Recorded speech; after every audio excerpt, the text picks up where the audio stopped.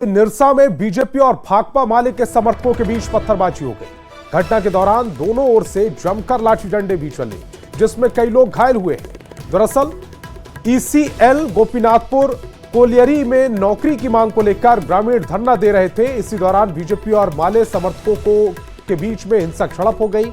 विवाद इतना बढ़ गया कि धरने के पंडाल को आग के हवाले कर दिया गया। मौके पर पहुंची पुलिस बल ने मामले को काबू किया है और दोनों पक्षों के अराजक तत्वों को खदेड़ा है। घटना के बाद से ही दोनों पार्टियों की ओर से जुबानी जंग तेज हो गई है। तस्वीरें सब आपकी टेलीविजन स्क्रीन पर हैं।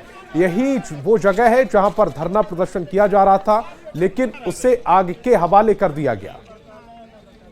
अचानक से एक उपद्रवी शायद कोई पत्थरबाजी किया, उसी में लोग आक्रोशित होकर आपस में पत्थरबाजी शुरू कर दी है। कुछ यहाँ पे हुआ है और उसमें हम लोग जो है पक्षों पे कार्रवाई कर रहे हैं। जो भी गलत हुआ है यहाँ पे संबंधित तत्वों को छांट करके जो जिसमें मुख्य आरोपी रहा है वो लोग को हम लोग भेजेंगे।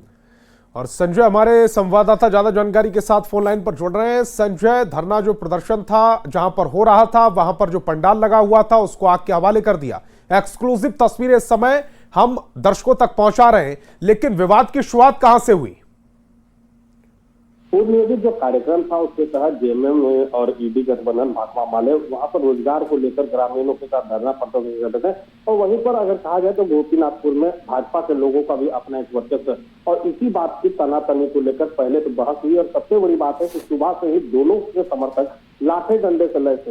हालांकि पुलिस बल वहां पर मौके पर पहुंची दोनों पक्षों को शांत कराया, लेकिन जो तनाव था वह धीरे धीरे बढ़ते बढ़ते शाम में जो है तो मारपीट और पत्थरबाजी में तब्दील हो गई। और इसमें आधा दर्जन से अधिक लोग जो है तो दोनों पक्षों के घायल हुए। वहीं इस मामले को लेकर वर्तमान विधायक अरूप चटर्जी जो भाकपा माले के हैं, पूर्व विधायक अपर्णा सेनगुप्ता भी मौके पर पहुंची और दोनों ही एक दूसरे पर गंभीर आरोप लगा रहे। अरूप चटर्जी ने साफ तौर पर कहा कि ये जो घटना हुई है वह पुलिस प्रशासन की विफलता का नतीजा है, क्योंकि सुबह से ही स्थिति पर पुलिस यहाँ पर मौजूद थी, उसके बावजूद इस तरह की स्थिति बनी है। अब ईसीएल और प्रबंधन अगर लिख कर शिकायत देती है तो पुलिस इस मामले में नामजद आरोप बनाकर या जो लोग इसमें शामिल है पत्थरबाजी हिंसक झड़प में उन पर कार्रवाई करेगी। संजय, मैं ये समझना चाहता हूँ, नौकरी को लेकर ये जो प्रदर्शन हो रहा था, इसमें क्या बीजेपी जो प्रदर्शन कर रहे थे उनको समर्थन दे रही थी? तो ऐसे में माले का यहां पर आकर विवाद करने की नौबत क्यों आन पड़ी, या बीजेपी की ओर से उन्हें उकसाने की कोशिश की गई? विवाद कहां से शुरू हुआ?